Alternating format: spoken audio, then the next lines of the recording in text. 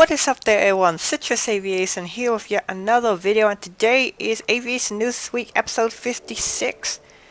And we are going to get started here with the shout-out of the week, which goes to Swiss 400. Please go subscribe to him. He makes really high quality model aviation content, as you can see right here.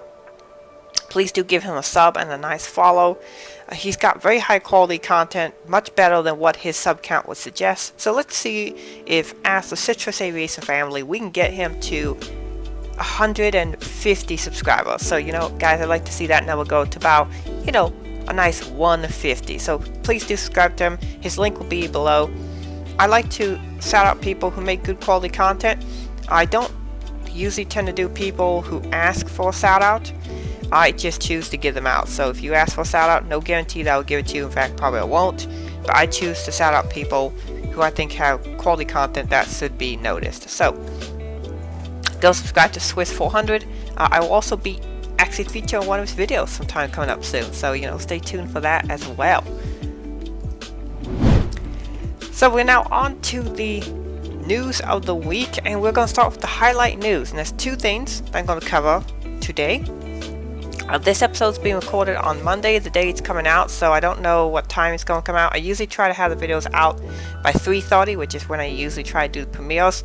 Sometimes ANTW gets delayed a little bit because if I have to record on Monday morning and then edit the video, and then my airport tug speed internet, which is really slow, could take forever to upload videos. So that's why I usually try to record the day or night before and then upload overnight. But we'll see when this video gets out, and it should be out today on Monday though. So we're gonna get started here, and you can see this lovely picture in front of you here.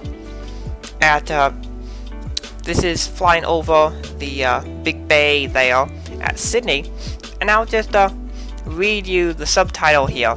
It says, swooping over HMAS Adelaide for the very last time as she heads to Darling Harbour on her way over to SYD prior to flying to California for retirement. So this is the final Qantas 747. It flew its last flight, leaving from New South Wales on the 22nd of July 2020 and arrived at Los Angeles on the 24th of July. No, the flight did not take 2 days to fly. It just is because of how the time zone changes and the aircraft has to go over international date line. So the flight was not 2 days long. The flight was actually about 12 hours or so. But because it crossed over into international date line, it went a whole day ahead and departed, I believe, on the evening of July 22nd and arrived on the morning of the 24th in California. So that's why that happens. But anyway, the final aircraft that flew was a Qantas 747-430ER, registered as Victor Hotel, that's Oscar Echo Juliet. And this is a fantastic picture here on airlines.net. There's a couple other pictures you can go check out. Fantastic pictures all around of this aircraft flying around the harbor there. And then it headed over to California. So the next picture we're seeing here is taken on the 24th of the aircraft departing Los Angeles after dropping off passengers on its final flight. You can see her departing, and then she will head off to Mojave in California for storage. This is a fantastic picture right here, and it's really sad to see these Qantas 747s go. They were able to solve millions of passengers and take them to their destinations safely. Qantas is one of the safest airlines in the world, and this aircraft is just such an icon. Germanjet has always said they will make this model, and when they do, I will be pre-ordering because I really want this one. So yeah, really looking forward to that. And this is an aircraft with a lot of great history. And then finally, for this aircraft, we have this picture here as it comes into Mojave. And I think I'll just read the caption that says, "Goodbye Qantas 747.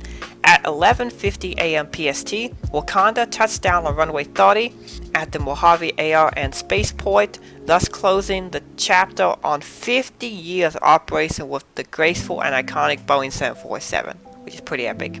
I believe the 747s operated since 1971 in the Qantas fleet.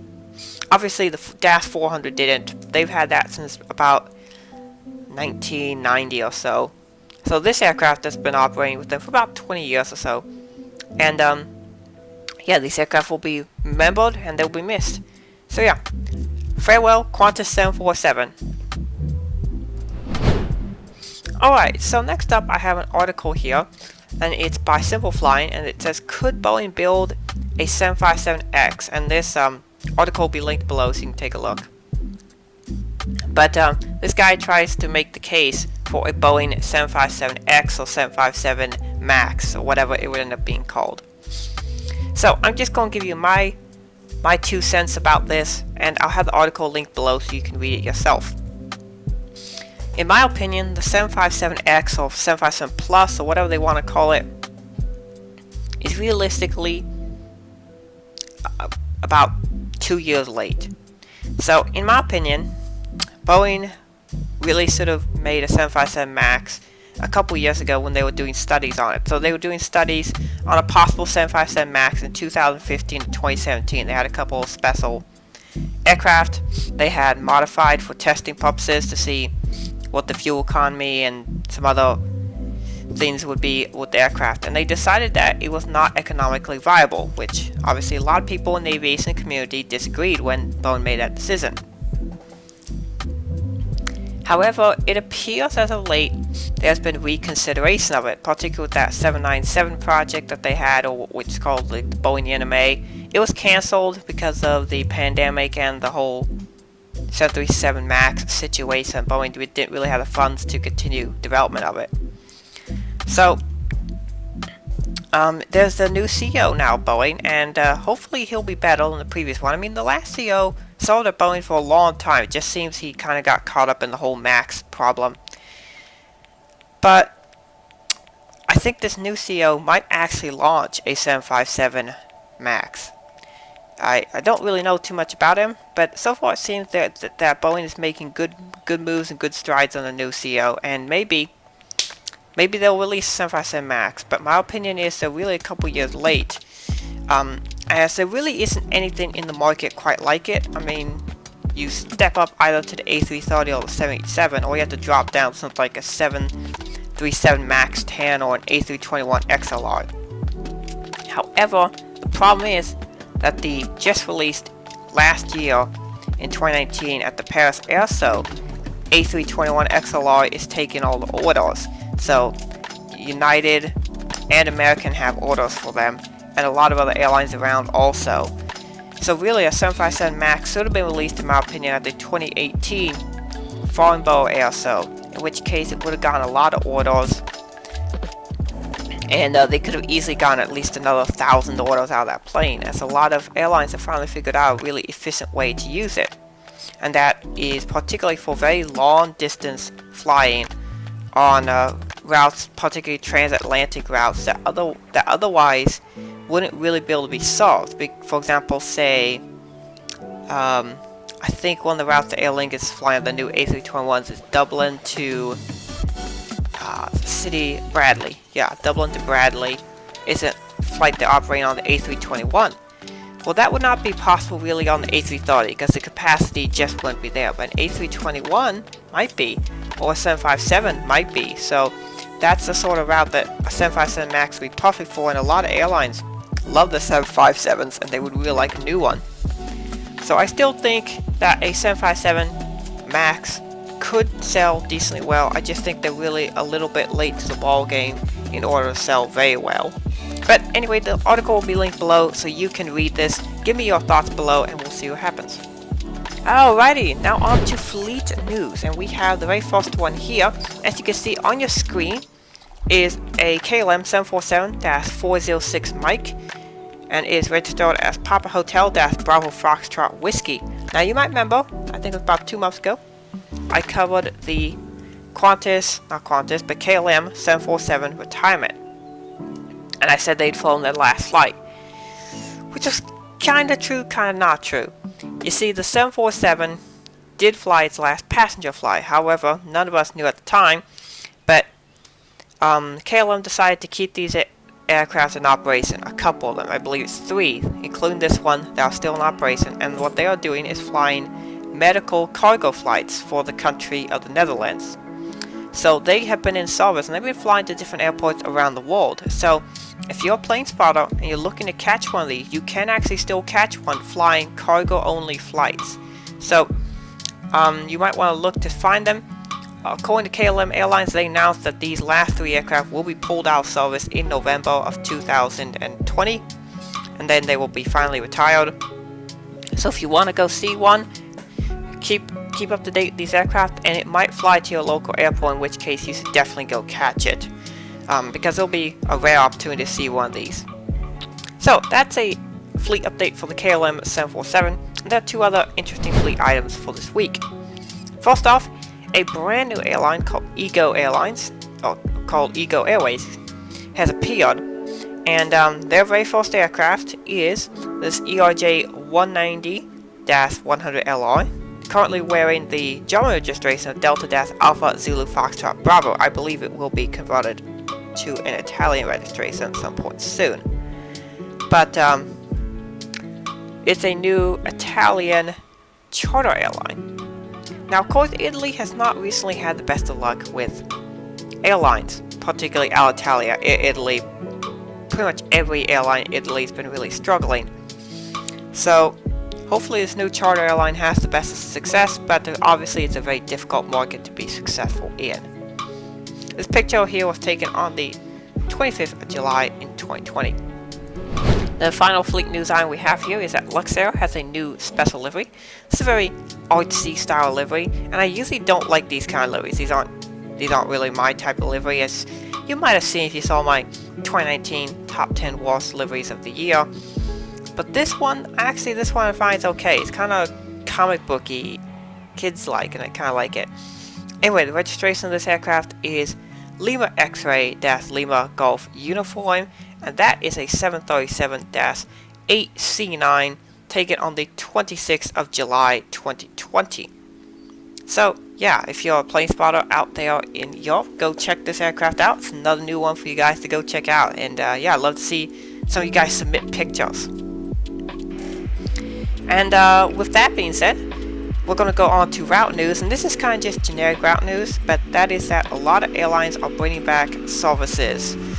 So a lot of routes are returning, a lot of normal aircraft are returning, so a lot of normal bigger aircraft, and a lot of the frequencies for those flights are returning. Now obviously, as I'm most familiar with the United States, that's the part of the world I'll speak about, and I've been doing conversations about those upgrade flights and the airport updates I did, like the Atlanta one and then the Raleigh one that I've already recorded and edited, which will be coming out this week. So I've been covering that information, and it just seems like things are getting to a more normal-like state with the flights. Obviously the number of people actually flying is still not back up to normal, but it's getting a little closer. So obviously, I don't know how it is for your parts of the world. I hear that China has gone back to more normal operations, as well as much of Europe. But hopefully things do actually return to normalcy, and you can kind of tell it has, because a lot of airlines started to do the special paint schemes and such again, so that's very good news for all of us. Speaking of editing, you might notice this video is edited a little bit differently. I've been working on doing some higher quality videos, so obviously I try to bring you guys the highest quality aviation content I can, but there's always room to improve, and you'll see this week I'm taking the next step forward in very high quality aviation videos. So hope you guys enjoy that, and yeah, I have a lot of great videos scheduled for you this week. So yeah, and then that being said, I wanted to cover some experiences I had. So last week's episode I recorded on, I think, early Sunday morning, and I mentioned I went to the airport and saw that Southwest 737-700. I really liked how the picture turned out. I made it my profile pic. However, after I recorded that video, that evening I went to GSM and saw the Allegiant Make-A-Wish special. That picture will be up on the screen for you guys right now. I'm very happy with how the picture turned out. I met a couple of people there. We saw a couple of Allegiant planes. It was overall a pretty good time. The line was beautiful. It was a late evening type thing, around 7-8 p.m. time. Very cool to see it. I'm very happy that I got to catch the aircraft. Obviously, if you follow my Instagram, you'll see that I often do cover the aircraft I get to see. So if you want to see what I've been up to and what aircraft I've been spotting, go check that out. Usually I'll post there first before I do something up here on YouTube. Anyway, but that wasn't it. On Monday, I was invited by the Iowa Aviation promotional group and LA Aviation to tour a private jet, and there'll be pictures of that going on the screen as I chat about this. So the aircraft was a Dassault Falcon 50EX. They just come in from a trip over to the East Coast, and I got to meet some people there, and they sold me the aircraft. They sold me all kinds of things. Got to tour inside. I got to go over some emergency procedures. We towed the aircraft into the hangar. Got a nice walk around the airplane. I had a really good time, and so I really want to thank those two groups for making that happen, and I really appreciate it. And if you are someone who is in need of photography or looking for some video, graphic design, photography work, email link will be in the description below where I ask for photo submissions, but there you can also send inquiries where you can ask about my services that I provide. So, that being said, hope you guys enjoy this video. Thank you for watching, have a great rest of your day, and God bless you.